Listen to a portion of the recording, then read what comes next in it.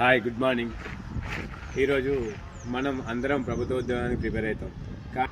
కానీ ఒకటి గుర్తుంచుకోండి, ప్రభుత్వ ఉద్యోగం ప్రిపేర్ అయ్యే వాళ్ళందరూ మీరు మొదటగా ఖచ్చితంగా జాబ్ కొడదాం అనుకుంటే ప్రభుత్వ ఉద్యోగం ప్రిపేర్ కావండి. ఎందుకంటే ఫర్ ఎగ్జాంపుల్ తెలంగాణలో కానిస్టేబుల్ కానీ ఎస్ఐ కానీ ఒక 15,000 నోటిఫికేషన్ వచ్చిందనుకో, 15,000 మందికి మాత్రమే జాబ్ వస్తుంది. అప్లై చేసే వాళ్ళు లక్షలలో ఉంటారు, దగ్గర ఒక 10 లక్షలకు పైనే ఉంటారు. సో రిమైనింగ్ వాళ్ళకి జాబ్ రాదు. అనవసరంగా అప్పులు చేసి టైం వేస్ట్ చేసుకొని జాబ్లోకి ప్రిపేర్ కాకండి. టైంపాస్కి అసలుకే ప్రిపరేషన్ కాకండి.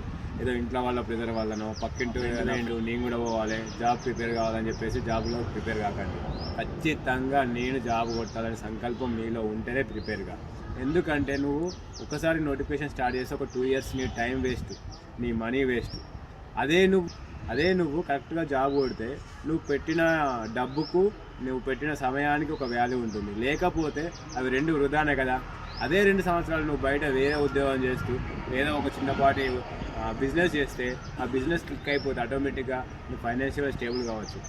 ప్రభుత్వ ఉద్యోగానికి ప్రిపేర్ అవుదాం అనుకుంటే మాత్రం ఖచ్చితంగా మీ ఫ్యామిలీని, ఫ్రెండ్స్ని, లవర్ని, చుట్టాలని, పెళ్ళిళ్ళని, ఫంక్షన్స్ని అవాయిడ్ చేయండి. మీ ప్రిపరేషన్ ఎలా ఉండాలంటే ఖచ్చితంగా జాబ్ రావాలి, అలా ఉండాలి మీ ప్రిపరేషన్. అంటే మీ ఫంక్షన్ అనేది ఎవ్రీ ఇయర్ ఉంటుంది.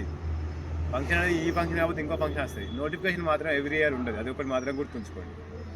ఈ ప్రిపరేషన్ ఎలా ఉండాలంటే ఖచ్చితంగా జాబ్ వస్తుంది అనుకుంటే ప్రిపేర్ కాండి.